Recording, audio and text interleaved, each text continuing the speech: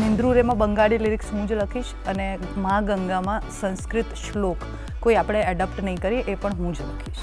ઓ અમાર સોના ઓ અમાર છાના, પાખીર ખાચાર ગાન આકાશે, હા લાડકડી રૂપાળી ને ઓઢણીઓ ઓઢાડી, હું ઝુલાવું પોઢાડી. સૌરાષ્ટ્રની રસધારની એક કૃતિ છે ગરાસણી. બરાબર. એ બહુ જ મને અત્યારે ગૂઝબમ્સ આવી ગયા એના વિશે વિચારીને. એટલે મને એ થાય છે કે હું એને એક લેખક તરીકે જે ઝવેરચંદ મેઘાણીએ લખ્યું છે એને હું કોઈક રીતે તો એને હું સ્ક્રીન પર લાવું. એક બાળક તરીકે છે ને હું હંમેશા પેલા ખજાના ખોજવાવાળી જે ઘટનાઓ હોય ને એનાથી હું બહુ જ એટ્રેક્ટેડ કે હા ચલો ટ્રેઝર હન્ટ પર જઈશું. તો એવા ટાઈપની કોઈક સ્ટોરી મારા માઇન્ડમાં છે કે ગિરનારની આજુબાજુ એક ટ્રેઝર હન્ટ. માણસ જે બોલવું હોય છે ને એ નથી બોલતો, જે નથી બોલવું હોય છે ને એ બોલતો હોય છે. અને બે લાઇનની વચ્ચે બહુ બધી બિટવીન ધ લાઇન્સ હોય છે. તો એ બધી વસ્તુ તમે સાયકોલોજી જો સમજતા હોય તો તમને એઝ એન એક્ટર એ થોડું ઇઝી પડી જાય. હું એન્ટી કરપ્શન બ્યુરોમાં કામ કરતી હતી તો ત્યારે મેં ઘણા ક્રાઇમ સીન્સ હેન્ડલ કર્યા છે. તો એ વખતે જે કહેવાય ને કે પર્ટિક્યુલર ટાઈપના કેરેક્ટર હોય કે કોઈ ક્રિમિનલ્સના કેરેક્ટર છે તો એ બધી વસ્તુ મેં બહુ ડિટેલમાં સ્ટડી કરી. તો એઝ એન એક્ટર ઘણું મને આવડ્યું રહે. દરિયો ડોલે રે માજમ રાતમાં, એ દરિયો ડોલે રે માજમ રાતમાં, કે ઝૂલે જાણે પારણે મારો વીર રે, મધરાતે માતા રોતા વીરાની દોરી તાણતી. આ શબ્દો છે એક હાલરડાના, જેમાં એક ખારવા કોમ્યુનિટીની સ્ત્રી પોતાના બાળકને ઊંઘાડી રહી છે અને શીખવાડી રહી છે કે તને થોડું આ અનકમ્ફર્ટેબલ લાગશે પણ તું ખારવો છે, તારે આમાં જ ઊંઘવાનું છે. વીજળિયું ઝબકે તો પણ તારે આમ ઊંઘતા શીખવાનું છે. વળી જો બીજા શબ્દ યાદ કરું તો હે જળ કમળ છાંડી જાને બાળા, સ્વામી અમારો જાગશે, જાગશે તને મારશે, મને બાળ હત્યા લાગશે, હે જળ કમળ છાંડી જાને બાળા. આ શબ્દો છે પ્રભાતિયાના કે જે જગાડે છે ઊંઘમાંથી. એ ઊંઘ શારીરિક કે માનસિક બંને કે એક એ આપણે નક્કી કરીએ. પણ મિત્રો આ શબ્દો એ ઊંઘાડે પણ ને જગાડે પણ, એના સૂર પણ અસરકારક છે અને શબ્દો પણ. તો આ શબ્દો જ્યારે કોઈ લખી રહ્યું હોય ત્યારે શબ્દો સુધી કઈ રીતે પહોંચતું હશે કે પછી એ શબ્દો રચનાકાર સુધી પહોંચતા હશે? આવા વિચાર પણ આવે ને. તો ચાલો આજની સવાર એ આ જવાબને શોધવાના પ્રયત્નમાં કાઢીએ. Good morning Gujarat. આજે આપણને સૌને ગુડ મોર્નિંગ કહેવા માટે આવ્યા છે જતન પંડ્યા. સ્વાગત છે આપનું. જતન એ જાણીતા લિરિસિસ્ટ, રાઇટર અને એક્ટર છે. સ્વાગત છે આપનું ગુડ મોર્નિંગ ગુજરાતમાં. Thank you so much for having મી. અને જ્યારે આ શબ્દોની વાત કરીએ ત્યારે સવારને જો સારા એવા શબ્દોમાં આવકારવી હોય તો એક શબ્દનો જાણકાર કઈ રીતે આવકારશે? સવાર એટલે સવારને ઘણી બધી રીતે આપણે કહી શકીએ કે સવાર થઈ છે. અમુક એક લિટરલ સવાર હોય કે સવારે ઉઠ્યા અને સવાર થઈ. એક જેમ તમે કીધું કે જિંદગીની નવી સવાર હોઈ શકે. તો એ રીતે આપણે સવાર માટે કયા સેન્સમાં જઈએ છીએ એના ઉપરથી આપણે શબ્દો ડિસાઇડ કરીએ છીએ. તમને ગમતું સવારનું સાહિત્ય કયું? સવારનું તમે જેમ કીધું એમ પ્રભાતિયા જ, નરસિંહ મહેતાનો પ્રભાતિયા. વાહ. અને એક જે કહેવાય ને કે ગુડ મોર્નિંગની જે ફીલ હોય છે એ આપણા રૂટેડ કલ્ચરમાંથી જો આવે તો એનાથી વધારે સારું શું હોઈ શકે? યસ. અને એટલે ચલો પ્રભાતિયા તમને ગમે છે, નરસિંહ મહેતા તમે નામ આપ્યું, પણ પછી વાત કરીએ કે તમારી સવાર કેવી હોય છે અને તમારા દિવસની શરૂઆત કેવી હોય છે? લખવાથી જ થાય છે શરૂઆત કે મારા બોડીને ચાર્જ કરીને એક્ટર તરીકે સવાર પડે છે? તમને ગમતી સવાર કઈ? મને ગમતી સવાર છે ને બહુ સ્લો મોર્નિંગ છે. હું આમ સ્લો લાઈફમાં માનું છું. એટલે સૌથી પહેલાં તો ઉઠું, મારી બારીની બહાર આમ સરસ ચકલીઓ બોલતી હોય તો એમના અવાજ સાંભળીને છે ને એક અંદરથી એક મ્યુઝિક તો બહાર આવી જ જાય. એટલે ક્યાંક કંઈક ધૂન મગજમાં હોય અને ક્યાંક કંઈક જ્યારે અરીસામાં જોઈએ ત્યારે એમ થાય કે ઓકે હું એક એક્ટર પણ છું. તો એ રીતે હું બધી વસ્તુઓને વણીને મારો દિવસ ચાલુ કરું છું. પણ હા, સૌથી પહેલાં લખવાનું તો પહેલાં. બરાબર. તો જો સવારમાં લખવાનું એવું તમારું તમે તમારી જાતને આપેલી એક ટાસ્ક હોય છે કે મન થાય તો જ લખવાનું હોય છે કે પ્રોપર શેડ્યુલ ફોલો કરતા હો છો? હું બંને વસ્તુમાં માનું છું. ઇન્ટ્યુશન બહુ જ જરૂરી છે એક ક્રિએટિવ જર્ની માટે, પણ એની સાથે સાથે એક ડિસિપ્લિન પણ હોય છે.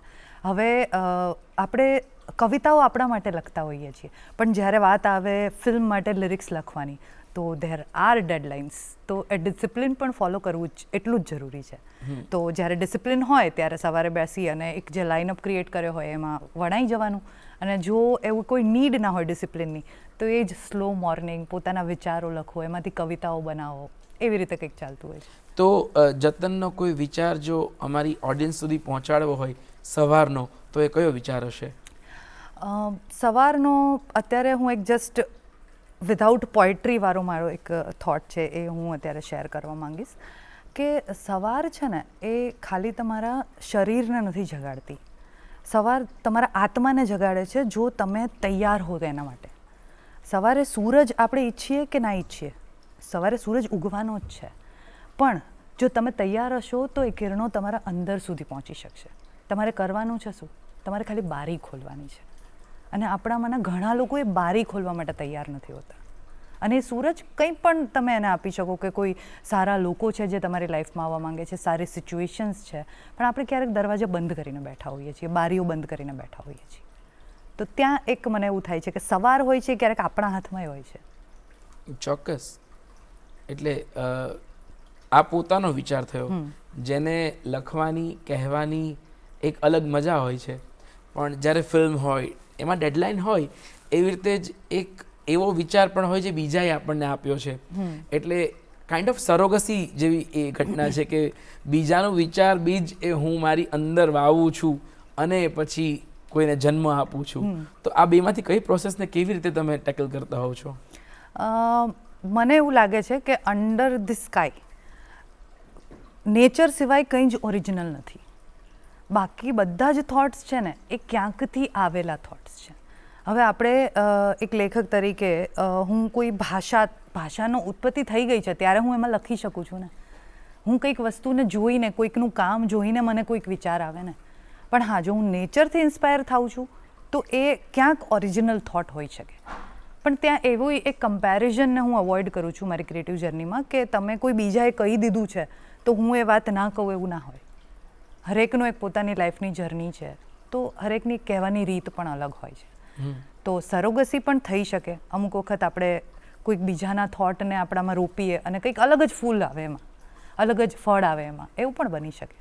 હા, એટલે આપણે વૃક્ષો પર પણ એક કલમ પદ્ધતિ થતી હોય છે ને, કે જેનાથી કંઈક નવી જ સુગંધ અને નવા જ રંગના પુષ્પો તમને દેખાય. એટલે એ પણ બહુ મજાની વાત છે.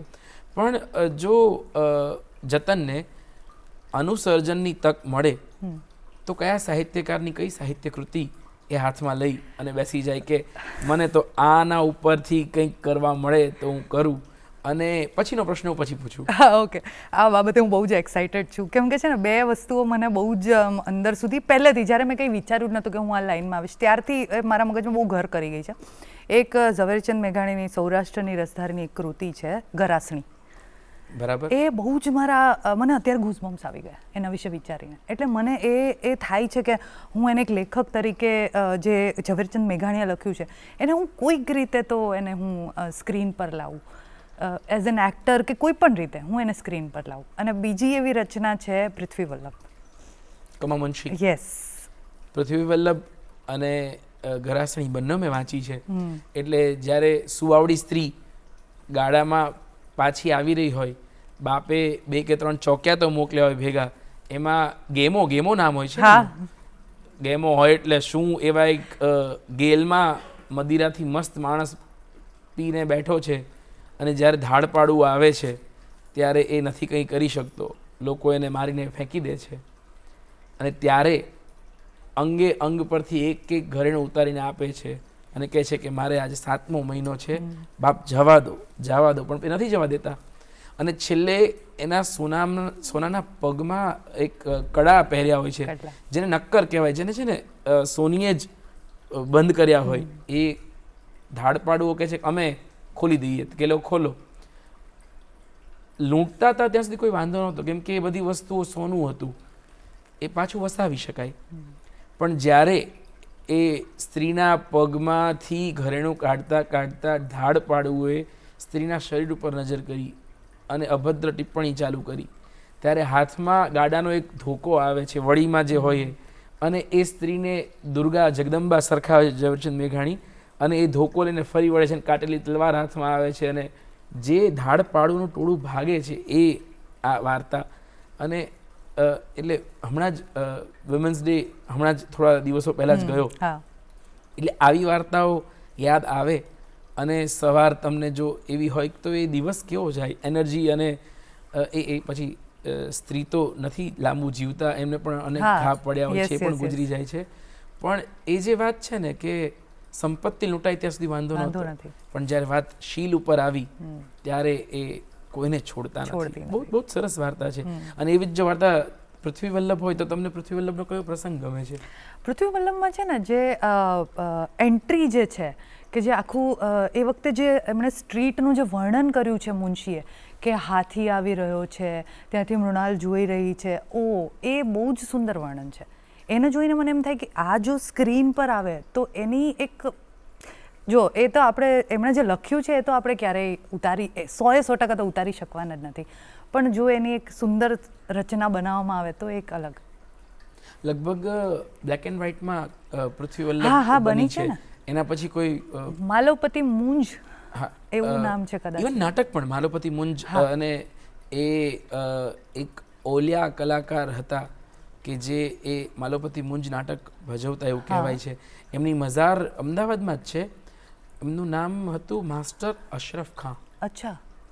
માસ્ટર અશરફ ખાન એવું કહેવાતું કે જ્યારે કોઈ નાટકની મંડળી બેસી ગઈ હોય ને, પાયમાલ થઈ ગઈ હોય ને, ત્યારે એ માસ્ટર અશરફ ખાને તેડાવે અને કંઈક તમે પૃથ્વી વલ્લભ ભજવો, કંપની વાટી થઈ જાય.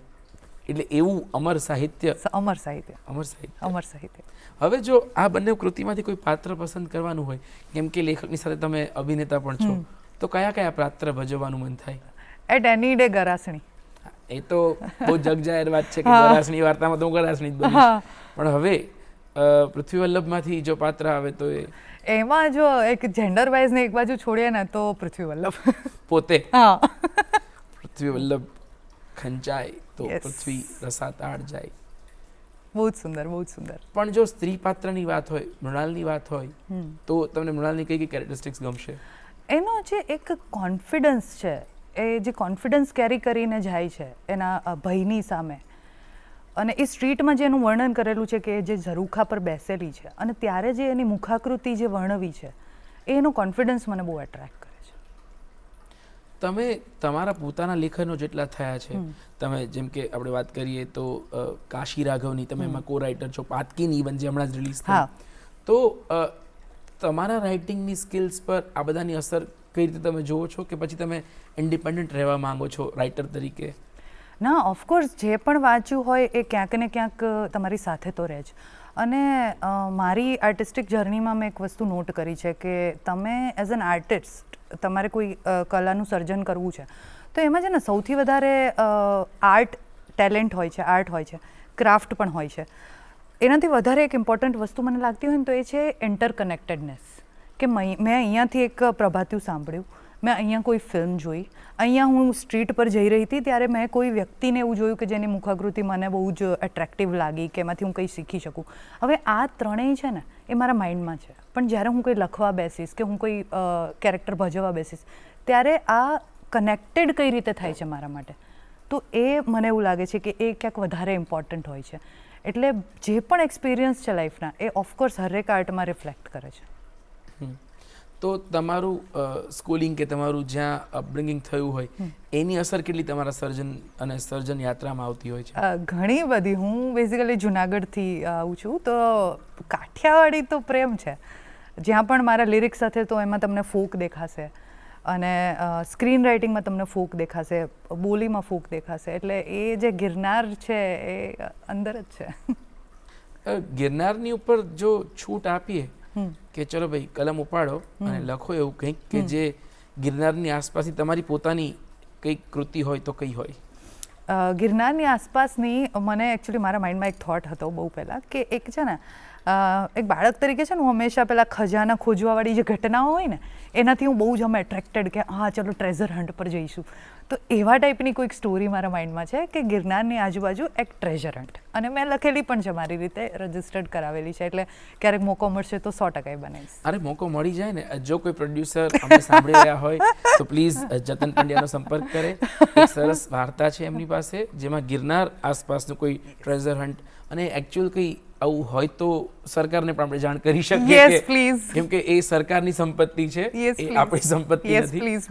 પણ બહુ ઇન્ટરેસ્ટિંગ વાત છે કેમ કે નાનપણથી બધા લોકોએ છે ને પેલા ચાંચિયાઓની વાર્તાઓ સાંભળી, સમુદ્રી ખજાનોની વાત સાંભળી હોય, અને તમારા ઘરને ધાબે ચડો ને તમને ગિરનાર દેખાતો હોય તો તમને ગિરનારમાં એક ખજાનો દેખાય, એ બહુ મજાની વાત હા, છે. અને ખજાનો ઘણો બધો હોઈ શકે. જેમ કે હું કોલેજમાં હતી ને ત્યારે અમારા પ્રોફેસર એક હતા, એ છે ને ગિરનારમાં જડીબુટીઓ પર રિસર્ચ કરતા હતા. તો એ પણ એક ખજાનો હોઈ શકે કે કોઈ એવી જડીબુટી ત્યાંથી મળે છે કે જે આખો હ્યુમેનિટીનો સિનેરિયો ચેન્જ કરી દે છે. તો ઇટ કેન બી એનીથિંગ એમ. જ્યારે તમે થોડા લિમિટ્સની બહાર વિચારો તો ઘણા બધા વિચાર આવે. ધીરે ધીરે સ્ક્રિપ્ટ ડિસ્ક્લોઝ થઈ રહી છે અને જો કેમ કે આગળ વાત કરવાના છીએ આપણે, પણ એ ફોરેન્સિક સાયન્સ એક્સપર્ટ પણ છે, એટલે જડીબુટ્ટીઓ પર જાય એમાં જરાય નવાઈ નહીં પામવાની. સાયન્સ બેકગ્રાઉન્ડ હોય એટલે તમે ગમે ત્યાં ડૂબકી મારીને પહોંચી શકો છો કે ચલો હવે વનસ્પતિઓ પર જતા રહીએ.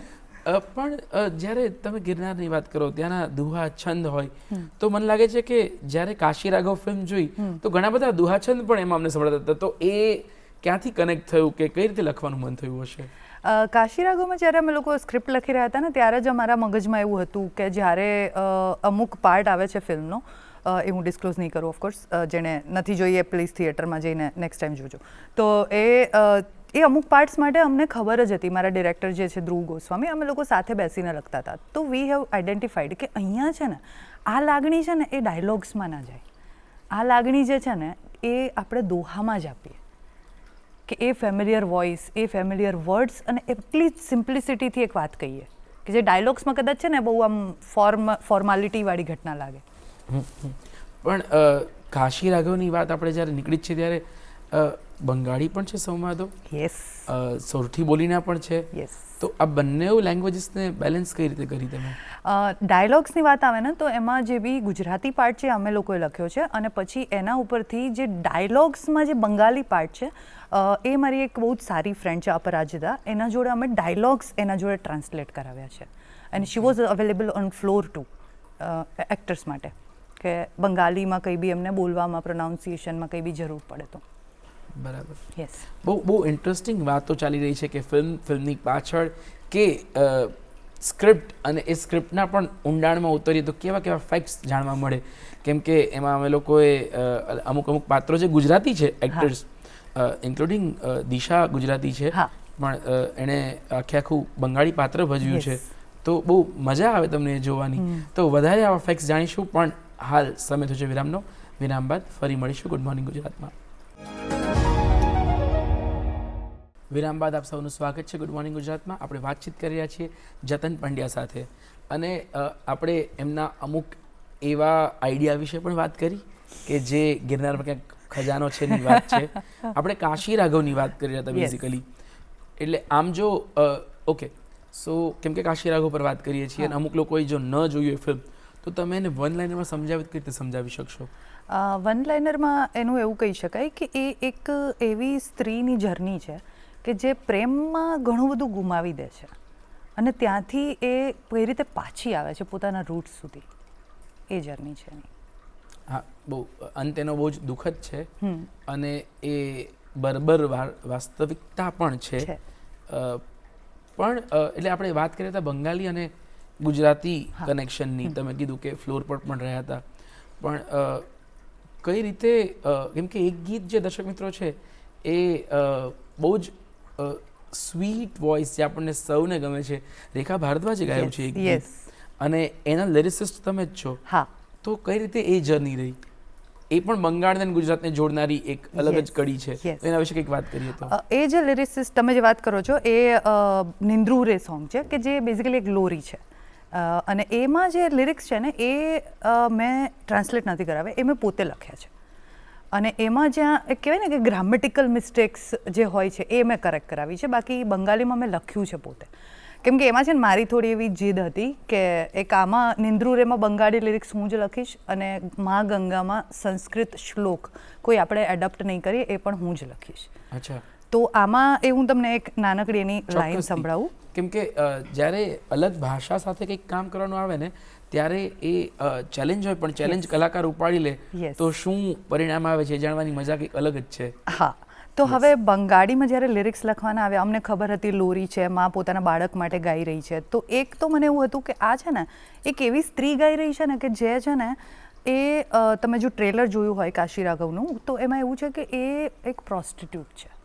તો હવે એક પ્રોસ્ટિટ્યૂટ પોતાના બાળક માટે શું ગાય, બરાબર? અને એક બંગાળી ફ્લેવર મારે જોઈતો હતો. તો ઓફકોર્સ મેં રવિન્દ્રનાથ ટાગોરને સૌથી પહેલાં મેં એમનું કામ હું જે પહેલાં ફોલો કરતી હતી પણ મેં થોડું ડીપમાં રિસર્ચ કર્યું. તો એમની એક પોએટ્રી છે દુઈ પાખી કરીને, કે જે પોએટ્રીમાં એવી વાત છે કે બે પક્ષીઓ છે, એક આકાશમાં ઉડે છે અને એક પાંજરામાં બંધ છે. એ બંનેની લવ સ્ટોરી પર આખી વાત જઈ રહી છે. હવે અહીંયા મને એ પાંજરાનું પક્ષી છે ને એ છોકરીની માં લાગી કે પાંજરાનું પક્ષી છે, પણ એનું બાળક હંમેશા હરેક માં એવું વિચારે કે હું જ્યાં છું ને મારું બાળક મારાથી બહુ આગળ વધવું જોઈએ. તો ત્યારે એને છોકરી માટે ગાય છે કે ઓ અમાર સોના ઓ અમાર છાના. સોના એટલે નાનું બાળકને પ્રેમથી જે આપણે કહીએ વાલી એવું, અને ઓ અમાર છાના, છાના એટલે નાનું પક્ષી. ઓ અમાર સોના ઓ અમાર છાના, પાખીર ખાચાર ગાન આકાશેર. હું એક પાંજરાનું પક્ષી છું પણ મારા ગીતો છે ને એ આકાશના છે. અને પછી ત્યાંથી આપણે આગળ વધીએ છીએ જે ગુજરાતી લિરિક્સ પર જઈએ છીએ. હા લાડકડી રૂપાળી ને ઓઢાણી ઓઢાડી હું ઝુલાવું પોઢાડી. એક બાળકને જે રીતે આપણે પોઢાડવાની વાત છે. પછી એ કહે છે કે હા તું જોજે એ સપના થોડા મારા એ ખપના ને મલક જે હરખમાં, એટલે મારા નસીબના સપના તું જોજે. પછી આપણે બીજા વર્ષમાં આવીએ છીએ. એમાં ફરીથી એક બંગાળી લાઈન આવે છે કે તુમી રોકતે બોરો હોય છો, કે તું લોહી પર મોટી થઈ છે. દેખો તુમી સિંઘેર બચા, તું સિંહનું બાળક છે. તુમી રાજા મુક્ત થાકો પ્રિયો, તું રાજા છે, મુક્ત રહેજે મારી વાલી. અને પછી આગળ એ ગુજરાતીમાં કહે છે કે વાલા કમળની તું કળી હતી કાદવમાં હું ઘણી, મને એક આશા મળી. એટલે એ જે પોતાના બાળક માટે જે વિચારે છે કે હું તો છું કાદવમાં પણ તું છે ને સિંહનું બચ્ચું છે, તું આગળ જજે. એટલે એ અમે લોકોએ ટ્રાય કરી છે એક સુંદર. અને એમાં રેખાજીનો Yes. અને એ થિયેટરમાં તમે હોય ત્યારે તમને એ અલગ જ આખા એન્વાયરમેન્ટમાં લઈ જાય. અને એ જ દીકરી આસપાસની જે ફિલ્મ છે એ જ દીકરી અને ગજબ એ બહુ જ સરસ ફિલ્મ છે. અને એ રીતના તમે એના કો રાઇટર પણ છો. યસ. તો એટલે તમારું રિસર્ચ શું રહ્યું હતું જ્યારે તમે સોનાગાચીની વાત કરો કે એટલે જે લોકોએ બક્ષીને વાંચ્યા હશે એ લોકોએ પણ આ ગલીનો ઉલ્લેખ એમના સાહિત્યમાં ઘણી વખત જોયો હશે કે બક્ષી પણ બંગાળમાં રહ્યા હતા અમુક સમય માટે. તો તમે કઈ રીતે આ બધી વસ્તુથી કનેક્ટ કરી શક્યા? એક તો જ્યારે છે ને જ્યારે જે ફિલ્મના અમારા ડિરેક્ટર છે ધ્રુવ ગોસ્વામી અને એક બીજી અમારી કો રાઇટર છે જાહ્નવી, તો એ લોકોએ એક બેઝિક સ્ટોરી બનાવી રાખી હતી અને એમને થોડો ઘણો આઈડિયા હતો કે આપણે આ બાજુ જઈ રહ્યા છીએ વાર્તામાં. અને પછી હું કો રાઇટર તરીકે એમ થઈ સ્ક્રીન પ્લે અને ડાયલોગ અમે લોકોએ મેં અને ધ્રુવે સાથે લખ્યા. તો એ વખતે અમે લોકોએ રિસર્ચ કર્યું કે ભાઈ એક તો સૌથી પહેલાં આપણું કેરેક્ટર શું છે અને બીજું એનું વર્લ્ડ શું છે. કે ભાઈ કેરેક્ટર છે તો એક પ્રોસ્ટિટ્યૂટ કઈ રીતે વાત કરે. ઓફકોર્સ એની લાઈફ જર્નીથી એની લેંગ્વેજમાં એક રોનેસ હોય, એક રફનેસ હોય કે એ એટલી પોલાઇટલી જેવી રીતે હું વાત કરું છું એ કદાચ એ ના કરે કેમ કે એનું વાતાવરણ એવું છે. પ્લસ જે વાતાવરણ અને વર્લ્ડ બિલ્ડિંગના જે ન્યુઆન્સીસ છે કે ત્યાં કેવા લોકો હોય છે, ત્યાંના લોકો છે એકબીજા સાથે કઈ રીતે કોન્વર્સ કરે છે, એમના ટોપિક્સ શું છે વાતચીતના. તો આ બધી વસ્તુમાં અમે લોકોએ રિસર્ચ કર્યું. મેં પર્સનલી પણ મેં અમુક વિડીયોઝ જોયા, રિયલ વિડીયોઝ કે જે ત્યાંના કોઈ બી ડોક્યુમેન્ટરી ફિલ્મ કરેલી છે તો એમાં એ લોકો કઈ રીતે વાતચીત કરે છે, શું હોય છે, કેવા ન્યુઆન્સીસ હોય છે, એના પરથી અમે લોકોએ આગળ વધ્યા. અને એ ખબર નહીં એ પાત્ર કોણે લખ્યો છે પણ પ્રીતિ દાસે યસ એ રોનેસ અને એ ફ્લેવર બંને પહોંચાડવામાં બહુ સુંદર કર્યું છે હમણાં પ્રીતિમાં. એ કેરેક્ટર અને એ મૂકવાનું જે કારણ શું હોઈ શકે? એક છે ને કેવું હોય કે માણસ ગમે તે કરતો હોય ને ગમે ત્યાં હોય ને એની આસપાસ એક જો મેન્ટર જેવું કેરેક્ટર હોય ને કે જે ગમે ત્યાંથી છે ને તમને એક કંઈક એવું કહેશે કે જેનાથી તમને ક્લિક થશે ને તમને કંઈક રસ્તો મળી જશે એવું કેરેક્ટર એક કાશીની લાઈફમાં એ જે છે એ પ્રીતિ મેમે કર્યું છે. તો એ અમને એ કેરેક્ટર એક રાખવાની એવી લાગતું હતું કે એક એવી જગ્યા છે કે જે બહુ જ ફોરેન ફીલ કરે છે આપણી કાશી. તો ત્યાં કોણ હોય કે જે એનો મોરલ્સ અને સ્પિરિટ્સ અપ કરી શકે. ઓકે, આ વાત તો થઈ ફિલ્મ રાઇટિંગની, પણ થોડું અલગ છે અને થોડું કંઈક તમારે વાર્તામાં ફેરફાર કરવું પડે એવું સ્ટ્રક્ચર જ હોય છે વેબ સિરીઝનું. તો જ્યારે તમે વેબ સિરીઝ લખતા હો ત્યારે તમે તમારા વિચારને બદલો છો ખરા? એના માટે છે ને મેં સૌથી પહેલી મેં ચાલુ જ વેબ સિરીઝથી કર્યું હતું. મત્સ્યવેદ કરીને એક વેબ સિરીઝ મેં લખી હતી. તો એના માટે પણ પહેલાં મેં એવું જ વિચાર્યું હતું કે આને છે ને આપણે કંઈક ફિલ્મ ફોર્મેટ રાખીએ અને આપણે પોતે જ બનાવીશું. એ લગભગ સાથે ગુજરાતીમાં થાય છે એટલે જ હું પ્રશ્ન કરું છું. હા, થાય છે. તમારી ફિલ્મને જ્યારે વેબ સિરીઝમાં લઈ જાઓ ત્યારે કેવું થાય છે? એટલે લાઈક એ થાય છે. તમારે 4-5 ક્લાઇમેક્સ નાખવા પડે કે એપિસોડ ક્લિફ હેંગર્સ કે નેક્સ્ટ સુધી લઈ જાય. તો એ કેવું ચેલેન્જિંગ રહેતું હોય છે? એ રહે છે કેમ કે એમાં કેવું છે જે આપણે એ ડિનાય ના કરી શકીએ કે હરેક એપિસોડમાં આપણે પોતે જોતા હોય તો આપણને એવું થાય કે એપિસોડના એન્ડમાં કંઈક એવું આવે ને કે જેમાં આપણે છે ને નેક્સ્ટ એપિસોડ ટેપ કરી જ દઈએ. તો જ્યારે એ ફિલ્મમાંથી કોઈ વાર્તાને તમે જો એપિસોડિક લઈ જાઓ તો તમારે બસ એ વસ્તુઓ કરવી પડે કે એના થોડા ટુકડા કરવા પડે અને એ ટુકડાને એવી રીતે અણીદાર સજાવવા પડે કે પરફેક્ટલી એકબીજામાં ફિટ પણ થાય અને પહેલો જોવે તો એને બીજા જોયા વગર ચાલે જ નહીં. યસ. એટલે એ થોડા ફેરફારો કરો. તો મત્સ્યવેદની તમે વાત કરો અને જો એ વસ્તુ સમજાવો તો મત્સ્યવેદ વન લાઇનર આપો અને પછી વન એપિસોડિક લાઇનર્સ આપો. તમે કઈ રીતે આખી વાત કન્વે કરી હશે? મત્સ્યવેદ છે ને બહુ એક ક્રેઝી વાર્તા છે કે એક સાયકેટ્રિસ્ટ પાસે એક પેશન્ટ આવે છે અને એવું કહે છે કે ભાઈ મને છે ને બધી વસ્તુ પરફેક્ટ કરવાની બહુ જ તાલાવેલી છે. ઓકે. તો ડૉક્ટર એને પૂછે છે કે ઓકે શું પરફેક્ટ કરવું છે તારે? અને એ વ્યક્તિ એને એવું કહે છે મારે એક પરફેક્ટ મર્ડર કરવું છે. ઓકે. અને હવે જે આપણો સાયકેટ્રિસ્ટ છે જે કેરેક્ટર દેવકીએ પ્લે કર્યું છે તો એ છે ને એ એક સાયકોલોજીકલ ડિસઓર્ડરથી પીડાઈ રહી છે. પોતે સાયકેટ્રિસ્ટ છે પણ એને એક ડિસઓર્ડર છે જેને આપણે ગોડ કોમ્પ્લેક્સ કહીએ કે જેમાં મને એવું લાગવા માંડે કે હું ભગવાન છું. તો એમાં જે દેવકીનું કેરેક્ટર છે એનું નામ છે કૃષ્ણ અને એને એવું ફીલ થાય છે કે એ કૃષ્ણ છે જે એ નથી ઓફકોર્સ. અને સામેવાળો જે વ્યક્તિ છે એને ખબર છે કે આ વ્યક્તિ ફીલ કરે છે કે એ ભગવાન છે. અને એ પછી આપણે ધીમે ધીમે જેમ એપિસોડ એક આગળ વધીએ એમ આપણને ખબર પડે છે કે સામેવાળી વ્યક્તિ છે એને એવું કહે છે કે હવે આ મારે પરફેક્ટ મર્ડર કરવું છે પણ હવે આમાં તમે જ મને મારા સારથી બની શકો કૃષ્ણ. મને અર્જુન તરીકે સ્વીકારો અને મારો પ્લાન તમે મને કહો કે આમાં શું ખોટ છે. ઓકે. અને પછી એના પર જે ડૉક્ટર છે એને કહે છે કે અચ્છા અહીંયા ભૂલ છે, તું આવું કરીશ તો આવું થશે, તું અહીંયા પકડાઈ જઈશ, તું આમ કરીશ તેમ કરીશ. પછી જે પેશન્ટ છે એ ધીમે ધીમે સમજતો જાય છે અને છેલ્લા એપિસોડમાં આપણને ખબર પડે છે કે સામેવાળો જે પેશન્ટ છે એ એકચ્યુઅલી એક ઇન્વેસ્ટિગેટર હોય છે કે જે એક મર્ડર કેસને સોલ્વ કરવા માટે અહીંયા આવ્યો હોય છે. અને પછી શું થાય છે એના માટે તમારે શેમાર ઉપર જોવી પડે. ઓકે, સરસ. પણ એટલે આટલી સરસ વાતો જ્યારે કોઈ કરતું હોય ત્યારે તમારે સમજી જવાનું કે આ ખાલી રાઇટર નથી બોલી રહ્યું, એનું એજ્યુકેશન બેકગ્રાઉન્ડ બોલાવી રહ્યું છે. તો આ બધી વસ્તુઓમાં એક ફોરેન્સિક એક્સપર્ટ તરીકેની સ્ટડી કઈ રીતે કામ લાગી હશે? અરે અઢળક કામ લાગી છે. મને છે ને આજ સુધી મારા ઘરે એવા ટોન્ટ પડે છે કે આજ કરવું તું તો શું કરવા ભણી આટલું બધું. તો એટલે મારું બેકગ્રાઉન્ડ જે ફોરેન્સિકનું છે, લોનું છે, તો ઓફકોર્સ એ સર્ટન ટાઈપની સ્ટોરીઝમાં તો આપણને ડેપ્થ આપે જ છે કે ભાઈ મેં લો સાથે કામ કર્યું છે, પોલીસ સાથે કામ કર્યું છે અને ફોરેન્સિક સાથે કર્યું છે. તો મને એમના ડિટેલ્સ બધી ખબર છે કે એ ટાઈપનો જે ક્રાઇમ થ્રિલર કે કોર્ટરૂમ ડ્રામા છે એ તો ઇઝીલી આપણે લખી જ શકીએ. પણ એક વસ્તુ એ છે કે જ્યારે હું ફોરેન્સિકમાં એક સેગમેન્ટ છે સાયકોલોજી, જ્યારે હું એ ભણતી હતી અને એ પ્રેક્ટિસ કરતી હતી તો ત્યારે મને સમજાણું કે કોણે કર્યું છે અને કઈ રીતે કર્યું છે એ ફોરેન્સિકમાં મેં જાણ્યું. પણ મને વધારે ઇન્ટરેસ્ટ હતો કે કેમ કર્યું છે. જે એક વાય હોય ને કે એક માણસ દરેક વસ્તુ કેમ કરે છે તો એને એક મનોમંથન હોય, કોઈ પણ કામ કરવા પાછળનું એક જે ફોરેન્સિક ટર્મ્સમાં અમે કહીએ મેન્સરિયા હોય, તો એ વસ્તુમાં મને બહુ ઇન્ટરેસ્ટ પડતો હતો. ઓકે. તો એ ક્યાંક મને વાર્તામાં વધારે હેલ્પ કરે છે કે એ ઇન્ટરેસ્ટ મારો અહીંયા બિલ્ડઅપ થાય છે. એઝ એક્ટર શું શું શીખવા મળે ફોરેન્સિક એક્સપર્ટ જો બની ગયા હોય તો? સાયકોલોજી, જે આપણે કહીએ ને કે કેરેક્ટરાઇઝેશન, કે જે તમને તમારી સામે એક કેરેક્ટર આવ્યું તો તમે એના દરેકે દરેક વાત બોલવા પાછળનું સાયકોલોજીમાં એક આપણે એવું કહીએ છીએ કે માણસ જે બોલવું હોય છે ને એ નથી બોલતો, જે નથી બોલવું હોય છે ને એ બોલતો હોય છે. અને 2 લાઇનની વચ્ચે બહુ બધી બિટવીન ધ લાઇન્સ હોય છે. તો એ બધી વસ્તુ તમે સાયકોલોજી જો સમજતા હોય તો તમને એઝ એન એક્ટર એ થોડું ઇઝી પડી જાય.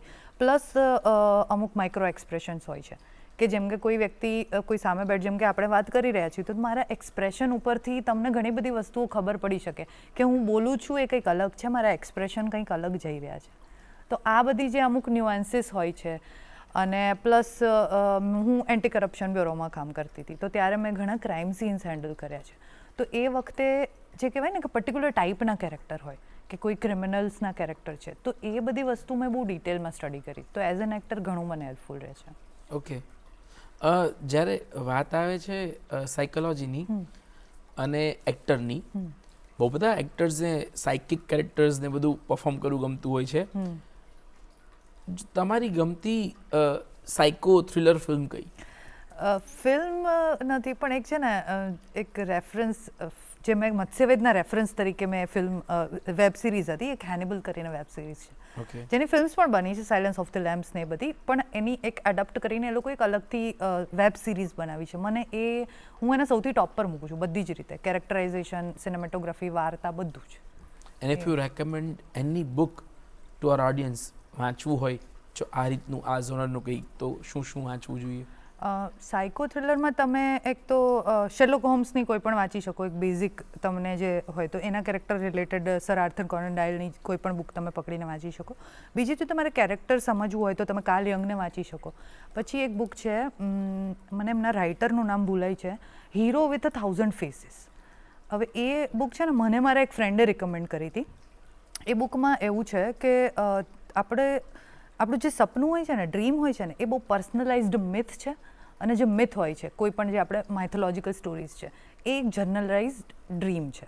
બેઝિકલી તમારી લાઈફની વાર્તા અને મારી લાઈફની વાર્તા સેમ જ હોય છે, તમે મોટું જુઓ તો. જે આપણે સ્ક્રીન રાઇટિંગમાં પણ ફોલો કરીએ છીએ અને આપણે હીરોઝ જર્ની કહીએ છીએ, કે આપણે એક્ટિંગમાં પણ ફોલો કરીએ છીએ. તો basically everything is the same. તો એ બુક બહુ જ સુંદર છે.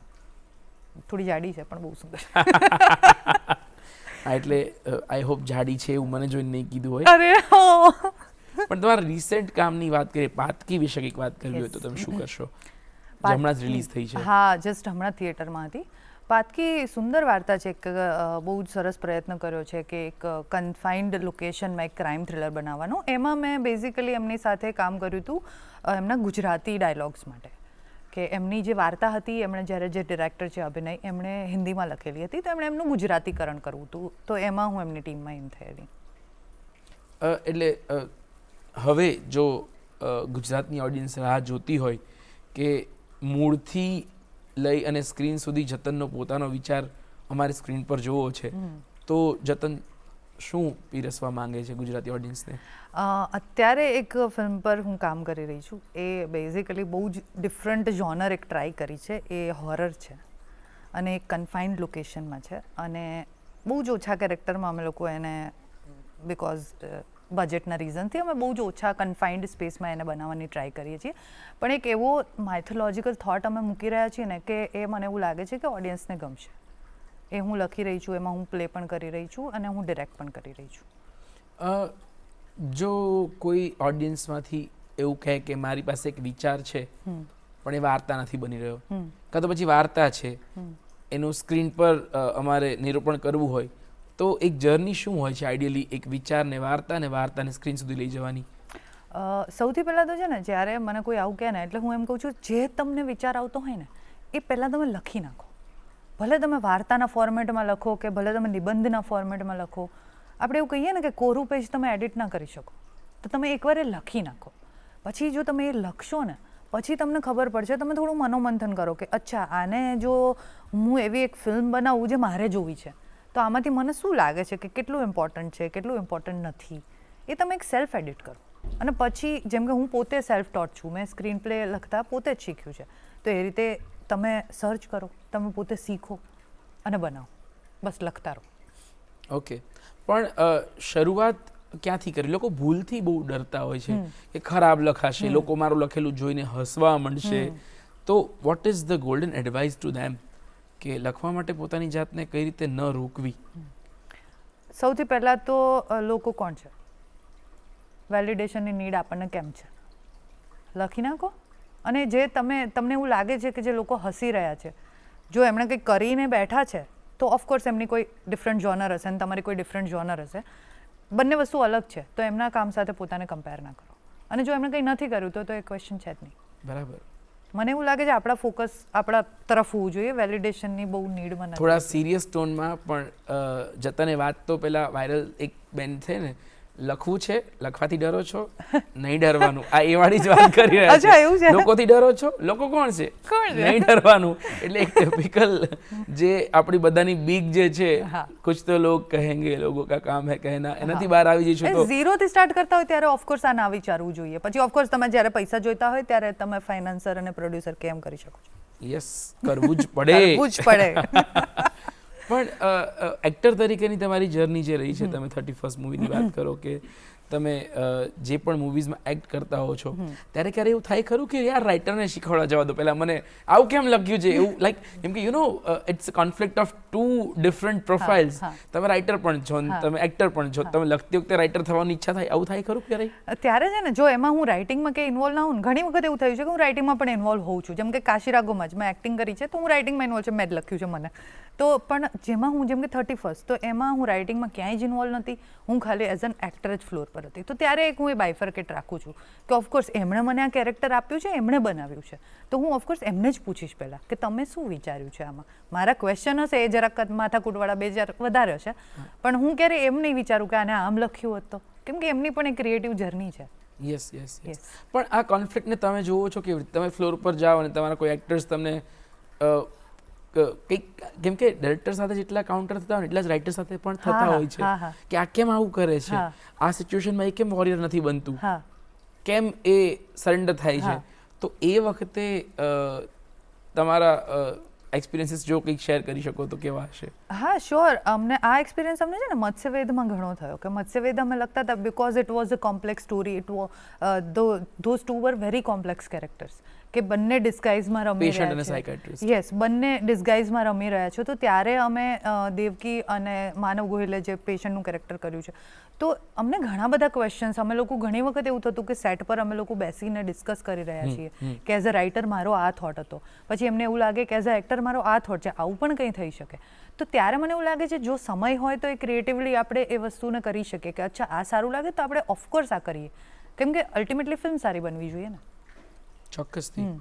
એટલે ક્રિએટિવ કોન્ફ્લિક્ટ્સ હોવા જરૂરી છે. ઓકે, જરૂરી છે. પણ હા, એમાં એક કહેવાય ને કે આપણે કઈ ફિલ્મ, એક વ્યક્તિ કઈ ફિલ્મ બનાવી રહ્યો છે એ છે ડિરેક્ટર. એને ખબર છે એનું વિઝન શું છે. જ્યાં ડિરેક્ટરનું વિઝન છે ત્યાં બાકી બધા લોકો ઓફકોર્સ ઓપિનિયન આપી શકે, પણ અલ્ટિમેટ તો એમનો જ રૂલ બુક રહેશે. પણ હા, જો એમને વિઝન ના હોય તો ઘણી વખત એવું પણ થતું હોય છે કે આ કોન્ફ્લિક્ટમાં બહુ બધા મેન્ડર થઈ જવાય. પણ આજકાલ મને લાગે છે નોટ ઓનલી ઇન ગુજરાતી, મુંબઈની ફિલ્મો જે બને છે એમાં પણ હોરરની ડિમાન્ડ વધી રહ્યું એવું લાગે છે મને.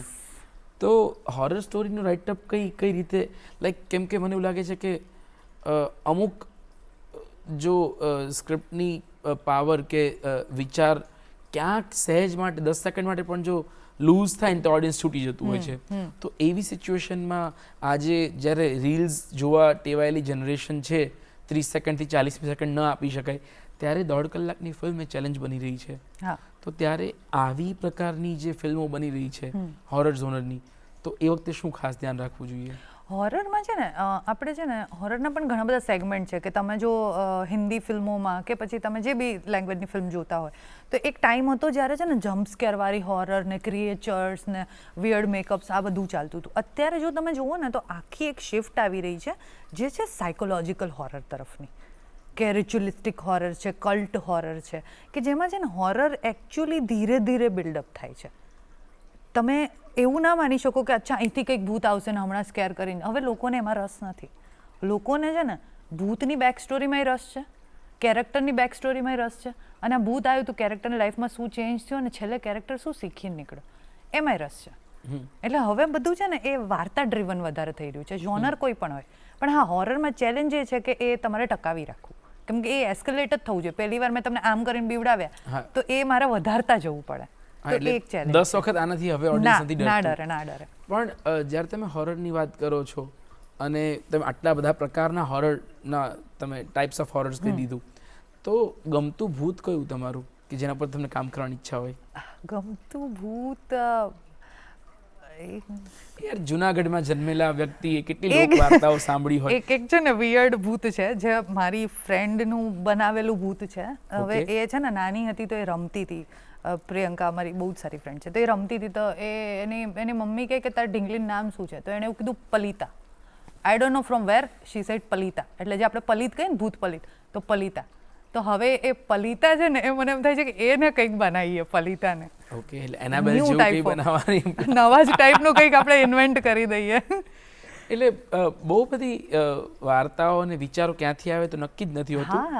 પણ મે બી એ પલિતા છે એ બહુ ક્લિક થાય એવું નામ છે આ. યસ.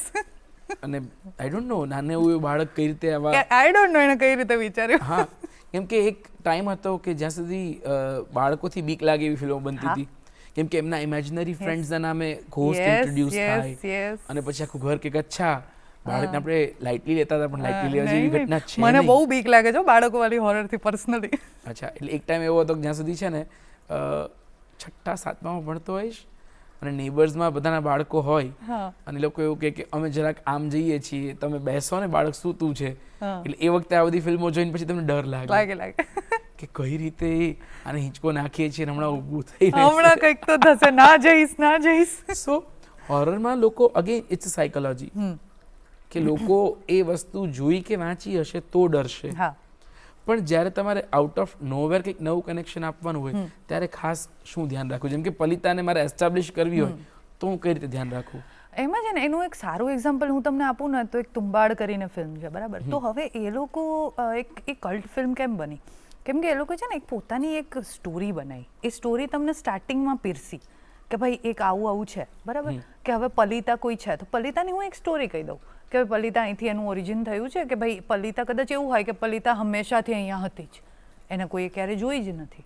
પછી હું શું કરું છું કે પછી હું એક એવું વર્લ્ડ બિલ્ડિંગ આપું છું ને કે જેમાં ઓડિયન્સ તરત 5 જ મિનિટમાં ઇન થઈ જાય. પછી બોલો ને તમે ગમે તે એકદમ ડ્રેગન્સ આવતા એમાં, પણ વર્લ્ડ તમે એટલું કડક બનાવો ને કે લોકો એમાં બિલીવ કરે. બીજું, તમે રેફરન્સીસ આપણી માઇથોલોજીમાંથી ઘણા લઈ શકો કે ઘણી એવી જસ્ટ હોરરમાં નહીં બીજી બી જોનરમાં કે ઘણી એવી વાર્તા છે જે તમે વાંચશો ને તો તમને ખબર પડશે કે અચ્છા આ કંઈક હોઈ શકે, આમાંથી ભલે હું આ ના ઉપાડું પણ મને એવો કંઈક બીજો થોટ આવી શકે કે આના જેવું કંઈક બને. તો એવી રીતે પલિતાનું એક વર્લ્ડ આપણે એસ્ટાબ્લિશ કરી કે પલિતા ક્યાં રહે છે. So maybe what you're trying to say is the color palettes, the costumes, the creature is not scary. No. The scary thing is any backstory કે એનું માનવું કે એનું બિલીવ. વિલન ક્યારે પણ હોય ને, એ કોઈ પણ જો માણસ પોતાના માટે વિલન હોઈ શકે. આપણને કેમ જોકર બહુ જ પેલો ફેસિનેટિંગ લાગે છે, થેનોસ ફેસિનેટિંગ લાગે છે, કેમ કે વિલન જે હોય છે ને એ ક્યારેય ખોટો જ હોય એવું જરૂરી નથી હોતું. વિલન ત્યારે જ પાવરફુલ છે જ્યારે એ સાચો છે પણ એનું કામ કરવાની રીત ખોટી છે. થેનોસ વોઝ રાઇટ, પોપ્યુલેશન વધી રહી છે પણ એ આ જે કર્યું એ ખોટું હતું. ભાઈ તું રેન્ડમલી પબ્લિકને ગાયબ ના કરી શકે, તારો થોટ સાચો છે. તો એવું બની શકે કે આપણી પલિતા છે તો એનો કંઈ થોટ સાચો છે કે ભાઈ આ ના થવું જોઈએ દુનિયામાં અને માણસો આ બાજુ જઈ રહ્યા છે, તો દેટ ઇઝ રોંગ. પણ એ જે રીતે માણસોને મારે છે કે વોટ એવર જે બી એ કરતી હોય એ ખોટું છે. એટલે ઓકે, સો વિલનનો પણ એક એવો એંગલ પણ બતાવવો જરૂરી છે કે જે થોડો વ્હાઇટિશ છે કે ગ્રેઇશ છે કે પોસિબલી કંઈક તથ્ય તો ત્યાં પણ. માણસને જો આપણે આજે બેઠા છીએ તો આપણા વિચારો હોય આપણને સાચા જ લાગતા હોય. એટલે એ કદાચ વિલન હરેક હશે એ એટલા દુનિયાથી કટીને રહ્યા છે ને કે એમના માઇન્ડમાં એવું છે કે હું જે વિચારું છું એ સાચું જ છે અને એ મારે ઇમ્પ્લિમેન્ટ કરવું જ પડે. હા, એ તો છે જ ને. કોઈ વ્યક્તિએ જ્યારે કોઈનું મર્ડર કર્યું હશે અને તમે એને મળશો તો એની પાસે 100% કન્વિક્શન હતું એટલે એને મારી શક્યો છે. એણે પોતાની જાતને કન્વિન્સ કરી હશે પછી એ ક્રાઇમ કમિટ થયું હશે. ક્રાઇમ આપણા માટે છે પણ એની પાસે કોઈ વાર્તા હશે. પણ ડોન્ટ યુ થિંક સો એ વાર્તાને કે વિલનના એ સત્યને ઉજાગર કરવું એ સોસાયટી માટે થોડું ડેન્જર છે? મને એવું લાગે છે કે છે ને ડેન્જર તો છે ઓફકોર્સ, પણ ક્યાંક છે ને તમે કોશનરી ટેલ પણ આપી રહ્યા છો ને કે તમે જો આ ઘટના કરી તો પછી તમારો એન્ડ શું થશે. તો એઝ અ ફિલ્મ મેકર એટલી સોશિયલ રિસ્પોન્સિબિલિટી તમારી હોય કે તમે જો એક કોઈ ખરાબ ઘટના બતાવી રહ્યા છો તો તમે એનું કન્ક્લુઝન અને કોન્સિક્વન્સીસ સાથે બતાવો. ઓકે, કે જેમ કે તમે હમણાં જે કીધું કે કોઈ ક્રાઇમ કર્યો છે એક, તો હવે એમાં એક એવું હોય કે ભાઈ એક ક્રાઇમ ઓફ પેશન હોય કે આપણે બેનો ઝઘડો થયો અને કંઈક થઈ ગયું, કંઈ જ તમે નહોતું વિચાર્યું, કંઈ મેં નહોતું વિચાર્યું. બીજું છે કે ભાઈ હું તો પ્લાન કરીને આવી છું કે અહીંયા આજે આવું કરીશ, આવી રીતે કરીશ, મેં આ વસ્તુ ખરીદી, આ કર્યું, તે કર્યું. તો હવે ત્યારે તમે આખી પ્રોસેસ બતાવો છો તો ઓડિયન્સને ખબર પડે છે કે અચ્છા અહીંથી આમ લેવાય, આમ કરાય, આમ છે. તો ત્યારે તમારી એક રિસ્પોન્સિબિલિટી આવે કે અમુક ડિટેલ્સ તમે હાઇડ કરો, અને બીજી વસ્તુ કે તમે એના કોન્સિક્વન્સીસ બતાવો ઓકે. As a society. તો એના માટે આપણું સેન્સર બોર્ડ છે કે જે જુએ છે કે તમે જસ્ટ એક પેલી ફેન્ટસી ક્રાઇમ તો નથી જ બતાવી રહ્યા. ગુજરાતી ફિલ્મ્સ અને ગુજરાતી ઓડિયન્સ આજકાલ શું જોવા માંગે છે, કે કઈ દિશાનું તમે કંઈક આપવા માંગશો? મને ઓડિયન્સનું, હું જે રીતે થિયેટર ગોઈંગ ઓડિયન્સનું જોઉં છું, તો ઘણા બધા લોકો જે ડ્રામાને ઓલરેડી પસંદ કરી રહ્યા છે, કોમેડીને પસંદ કરી રહ્યા છે, પણ એની સાથે સાથે અમુક અલગ ટાઈપની જોનર જે એક્સપેરિમેન્ટ કર્યું હોય, કે જેમ કે વશનું આપણે બધાને ખબર જ છે કે બહુ જ સક્સેસફુલ ગઈ છે. ભ્રમ કરીને એક ફિલ્મ હતી, પછી મારા એક ફ્રેન્ડની ફિલ્મ છે કારખાનું કરીને, એ પણ સારી, પાર્થની ફિલ્મ, એ પણ બહુ સારી રહી હતી. તો એ લોકો બધા એક્સપેરિમેન્ટ કરી રહ્યા છે, અને ઓડિયન્સ છે બહુ સ્માર્ટ છે, એ ઘરે નેટફ્લિક્સ જોવે છે, એમને ખબર છે. તો તમે જરાય મેકર તરીકે ઓડિયન્સને એવું ના વિચારો કે એમને ખાલી હસવું જ છે. ના, એવા ઘણા લોકો છે કે જેને સ્માર્ટ સ્ટોરી જોઈ, જેમ કે પાતકી હતી, તો ઘણા લોકોએ જોઈને મને કીધું. Kashi Raghav, it was a very dark film, પણ આવીને એમણે કીધું કે ના યાર ગજબ છે, વાત સાચી છે. તો ઓડિયન્સ જોવા માંગે છે બધું. હોરર કોમેડી ઝોનર વિશે તમારું શું કહેવું છે? કે તમે કારખાનું નામ લીધું, કારખાનું બહુ જ સારી ફિલ્મ હતી, હોય ના નહીં પાડું, એમાં બહુ સારા સારા એક્ટર્સ એમાં કામ કર્યું છે. તો તમારું એના માટે શું કહેવું છે? સુંદર ફિલ્મ હતી. એમણે જે ફિલ્મની સાથે ફિલ્મ મેકિંગ પણ બતાવ્યું ને, તો એ મને જોવાની બહુ મજા, બહુ જ સરસ એમનો એફર્ટ હતો એ રીતે. સો હોરર કોમેડીની ડિમાન્ડ વધી રહી છે કે તમારે લખવાની ઈચ્છા થાય ખરું? હોરર કોમેડી ઓફકોર્સ, કોમેડી છે ને મને બહુ ફેસિનેટિંગ લાગે છે, કેમ કે મને એવું લાગે લખવામાં અને એક્ટ કરવામાં comedy is the hardest part, કેમ કે તે ટાઈમિંગ જોઈએ. ત્યાં તમે ઓડિયન્સ પર ખાલી બેકગ્રાઉન્ડ મ્યુઝિક નાખીને ઓડિયન્સ પર છોડી ના શકો, ક્યાં હસી લેશે. બાકી બધામાં કેવું હોય કે અમુક વખત બેકગ્રાઉન્ડ મ્યુઝિક બહુ સજેસ્ટિવ હોય, કે અહીંયા મારે રડાવાવાળો સીન છે ને, તો પહેલાં તમારું બેકગ્રાઉન્ડ મ્યુઝિક આવી જશે, જે ઓડિયન્સને સબકોન્શિયસલી કહેશે કે ભાઈ રોવાનું છે. પણ કોમેડીમાં એ પોસિબલ નથી, પંચલાઇન લેન્ડ થવી જોઈએ. તો એ મને બહુ જ એક સરસ એક્સપેરિમેન્ટ લાગે છે. ક્યાં વાત હે, વાહ, ખૂબ આનંદ થયો વાત કરીને, એક અલગ પ્રકારની સવારની અનુભૂતિ લાગી આ.